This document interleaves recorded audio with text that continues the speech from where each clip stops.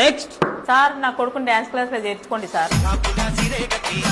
అరే చేసుకుంటాం మేడం, ఎందుకు చేసుకోం, జాయిన్ చేసుకోండి. సార్ నా కొడుకు మస్తు డాన్స్ వస్తది, మస్తు ఆడతాడు, నేర్పించేది అవసరమే లేదు.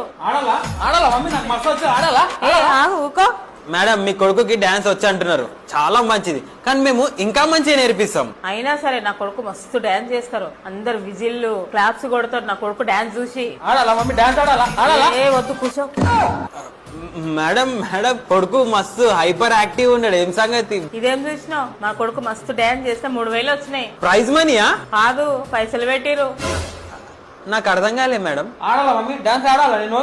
అరే మీ సార్ నమ్మతలేడు, పోయి డాన్స్ అయిపో.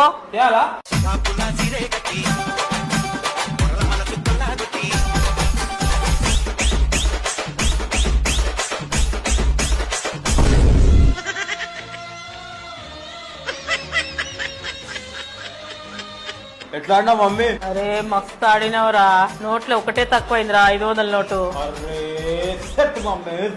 3000 పైసలు వచ్చింది. గిట్లనే వచ్చినాయి పైసలు. ఇట్లనేనా? అర్థమైంది, నాకు అర్థమైంది. మంచిగా మస్తు సపోర్ట్ చేస్తారు మీరైతే, మీ అబ్బాయిని జాయిన్ కావచ్చు, ఇప్పుడే వచ్చేసాడు.